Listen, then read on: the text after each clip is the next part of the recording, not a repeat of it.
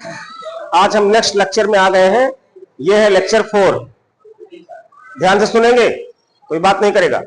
Current electricity का lecture 4 आज start करने जा रहे हैं, जिसमें सबसे पहला टॉपिक नाम है इलेक्ट्रिकल कंडक्टेंस। इलेक्ट्रिकल कंडक्टेंस, देखो इसको पढ़ने से पहले कुछ बातों को समझ लो, उनको एक क्रम से पढ़ोगे तो आपको अच्छे से याद हो जाएगा। जैसे कि एक होता है कंडक्टेंस, फिर होता है रेजिस्टेंस, फिर होता है स्पेसिफिक कंडक्टेंस, फिर होता है स्पेसिफिक रेजिस्टेंस। ये 4 टर्म्स आपके इसमें दिए गए हैं, है ना। तो सबसे पहले हम कंडक्टेंस की बात कर लेते हैं। तो देखो, अगर मैं चारों को लिखना चाहूं तो कैसे लिख सकता हूं? पहले कंडक्टेंस, कंडक्टेंस से क्या पढ़ते हैं? रेजिस्टेंस नहीं पढ़ते हो। एक होता है स्पेसिफिक कंडक्टेंस, पढ़ते हैं स्पेसिफिक रेजिस्टेंस। अब जरा इनको ध्यान से समझो। रेजिस्टेंस आप पढ़ चुके हो और स्पेसिफिक रेजिस्टेंस भी आप पढ़ चुके हो, इन दोनों को नहीं पढ़ चुके हो। अगर इसका रेसिप्रोकल ले ले तो कंडक्टेंस आ जाएगा, और इसका रेसिप्रोकल ले ले तो ये आ जाएगा। आई बात समझ में ना? तो इसकी डेफिनेशन क्या बोलोगे? The reciprocal of electrical resistance is called electrical conductance. Definition क्या बन जाएगी? The reciprocal of electrical resistance, विद्युत प्रतिरोध के व्युत्क्रम को विद्युत चालकता कहते हैं। इसका नाम है विद्युत चालकता। विद्युत प्रतिरोध के व्युत्क्रम को विद्युत चालकता कहते हैं। और इसको क्या बोलोगे? विशिष्ट प्रतिरोध के व्युत्क्रम को विशिष्ट चालकता कहते हैं। इसका नाम हो जाएगा विशिष्ट चालकता। ये आगे आने वाला है, पहले आप इसको लिखिए, डेफिनेशन लिखिए आप लोग। The reciprocal of electrical resistance, the reciprocal of electrical resistance is called electrical conductance, is called electrical conductance।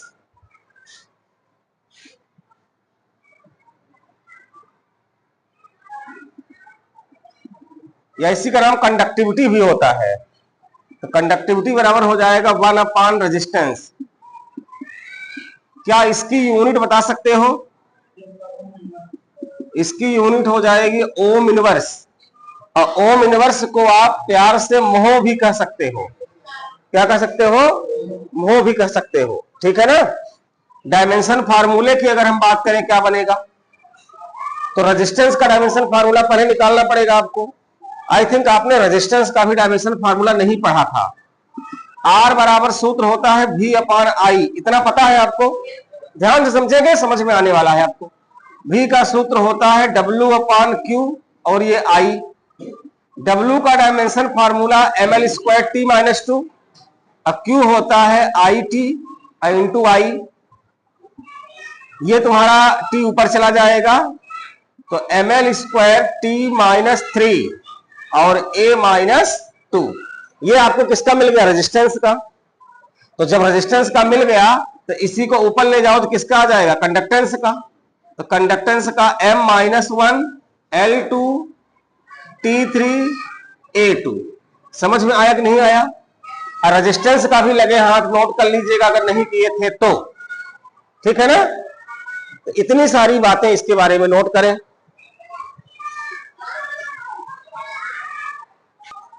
Next topic है आपका स्पेसिफिक कंडक्टेंस।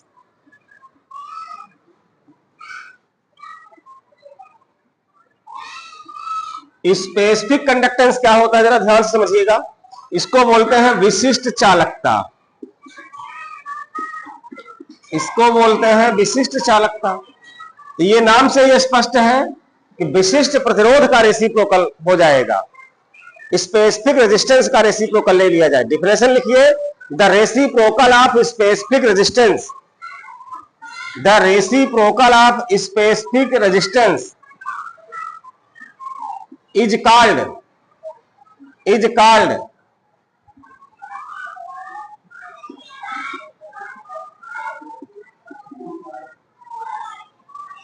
स्पेसिफिक कंडक्टेंस या स्पेसिफिक कंडक्टिविटी कह दीजिए, इसको सिग्मा से डिनोट करते हैं। सिग्मा बराबर फार्मूला बन जाएगा 1 स्पेसिफिक रेजिस्टेंस, उसको हम रो से लिखते थे, याद आया कि नहीं याद आया? रो बराबर होता है RA/L, बट रो बराबर क्या होता है? RA/L, इसलिए सिग्मा बराबर हो जाएगा, L ऊपर चला गया, L/RA। अगर R की वैल्यू रख दोगे तो काम और बन जाएगा। R की वैल्यू यहां रख दो तो यही फार्मूला सिग्मा बराबर क्या बन जाएगा? ml/ne²τA, साथ में वो वाला A, ये ऊपर से L कट गया, नीचे से A कट गया, तो सिग्मा बराबर क्या मिल गया? ne²τ/m। ये फार्मूला आपको किसका मिला? स्पेसिफिक कंडक्टेंस का। किसका मिला? स्पेसिफिक कंडक्टेंस का। इसकी भी यूनिट और डायमेंशन नोट कर लो। इसकी यूनिट क्या हो जाएगी? देखो, पहले आप उसकी यूनिट जानो, स्पेसिफिक रेजिस्टेंस की। तो हमने आपको बताया है रो की यूनिट क्या होती है? रो की यूनिट होती है ओम मीटर। क्या होती है? तो इसकी हो जाएगी ओम इनवर्स मीटर इनवर्स हो जाएगी। डायमेंशन फार्मूला इसका निकालो, रो का। तो डायमेंशन फार्मूला किसका? रो का। क्या पढ़ाया गया है? जो आपने रेजिस्टेंस का निकाला है उसी में लंबाई का मल्टीप्लाई हो जाएगा, लेंथ एक और जुड़ जाएगी, तो क्या बन जाएगा? ml³ t-3 a-2। ये किसका है? स्पेसिफिक रेजिस्टेंस का है। तो स्पेसिफिक कंडक्टेंस का क्या बनेगा जरा बताओ? m-1 l-3 t3 a2। ये समझ में आया कि नहीं आया? इस प्रकार से आप इन चारों को एक साथ देख सकते हैं। देखो, कहीं कहीं बुक में, एक बात ध्यान से सुन लीजिएगा, कहीं कहीं बुक में स्पेसिफिक कंडक्टेंस को उन्होंने सीधे इलेक्ट्रिकल कंडक्टेंस लिख दिया है। जैसे यहां लिखा है इलेक्ट्रिकल कंडक्टेंस, विद्युत चालकता। तो विद्युत चालकता तो देखो विद्युत प्रतिरोध का ही रेसिप्रोकल है।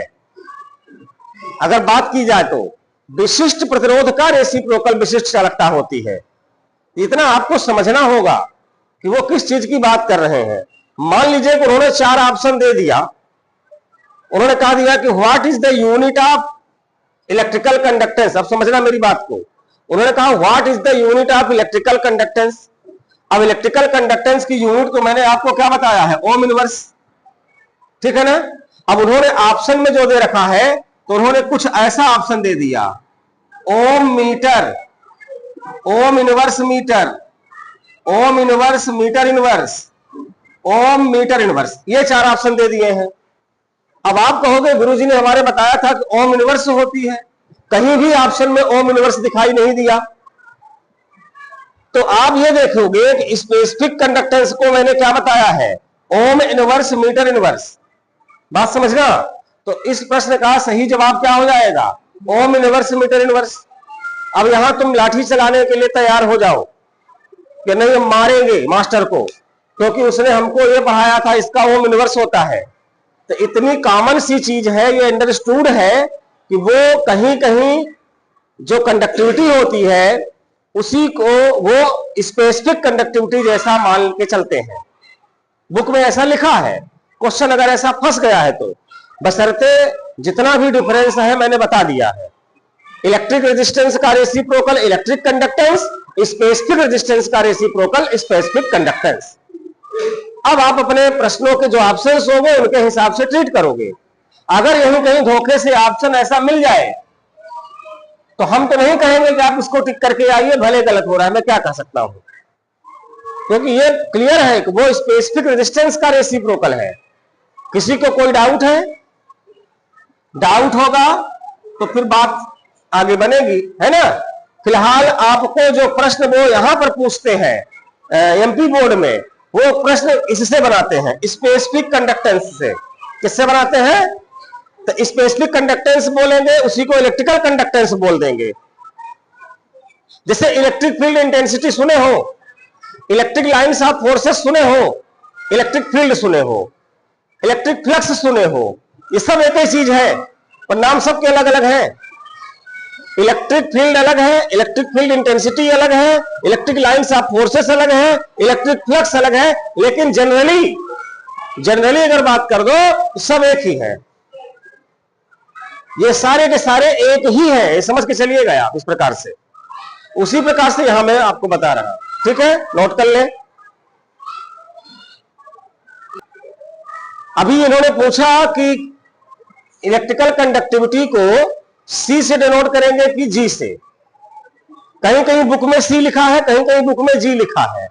देखो, किसी को डिनोट करने वाली बात जो होती है ना, तो आप वहां पर कोई फिक्स नहीं कि आप उसी चीज से डिनोट करो। जैसे कि मेरा नाम कमल है, अब ये बता दीजिए कि क्या उन लोगों का नाम कमल नहीं हो सकता? आप ये बता दो, ये मतलब है it is denoted by C, it is denoted by G, it is denoted by कुछ भी लिख दो, ईंटा लिख दे, पत्थरा लिख दे, लकड़ी लिख दे, लेकिन बता दो कि जहां पत्थरा का मतलब इलेक्ट्रिकल कंडक्टेंस है, जहां लकड़ी का मतलब इलेक्ट्रिकल कंडक्टेंस है, जहां G का मतलब यह है, जहां C का मतलब यह है, तो नोटेशन में बहुत परेशानी की बात नहीं है। आप किसी भी अल्फाबेट से उसको दिखा रहे हो, अक्सर क्या करते हैं लोग कि उसके नाम का लेटर ले लेते हैं, तो कंडक्टेंस के नाम का लेटर क्या हो गया? C, पर कहीं कहीं G भी लिखा मिल जाता है ना, कोई कंफ्यूजन इसमें नहीं होना चाहिए। अब ऐसे करंट की बात करो, इलेक्ट्रिक करंट को I से लिखते हैं, का नाम के लेटर में कहीं I छिपा है? नहीं छिपा है ना। तो ये छोटी छोटी बातें हैं इसमें, है ना। नोटेशन के पीछे आप परेशान मत होइए, जिससे भी कर रहे हो उससे कर दो, कोई दिक्कत नहीं है, लेकिन बता दो कि जहां इस चीज का मतलब ये है, बस। तो आई थिंक ये इतनी सी बात आपको समझ में आ गई होगी। नेक्स्ट टॉपिक हम पढ़ने जा रहे हैं, ये मैं देखिए बार बार कह रहा हूं, जो आपके 12वीं के बुक में दिया गया है तो वो इलेक्ट्रिकल कंडक्टेंस नाम से दिया है। उन्होंने कंडक्टेंस को बताया ही नहीं है, इसलिए आपके सामने जब क्वेश्चन एग्जाम में आएगा तो आप उसको स्पेसिफिक कंडक्टेंस जैसा ट्रीट करके चलोगे। मेरी बातें अगर कान खोल के सुन पा रहे हैं तो सुन लीजिएगा, आप उसको स्पेसिफिक रेजिस्टेंस जैसा ट्रीट करके चलोगे, ठीक है। नेक्स्ट टॉपिक हमारा है रिलेशन बिटवीन, नेक्स्ट टॉपिक है relation between electrical conductance and current density. Between electrical conductance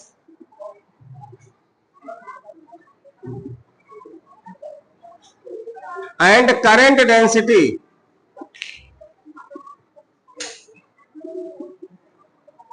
electrical conductance और करंट डेंसिटी में क्या रिलेशन बनता है? चलिए, बहुत खूबसूरत सा रिलेशन बनने वाला है ये। आप लोग स्पेसिफिक रेजिस्टेंस का फार्मूला जानते हो कि नहीं जानते हो? जरा यहां आ जाओ। We know that specific resistance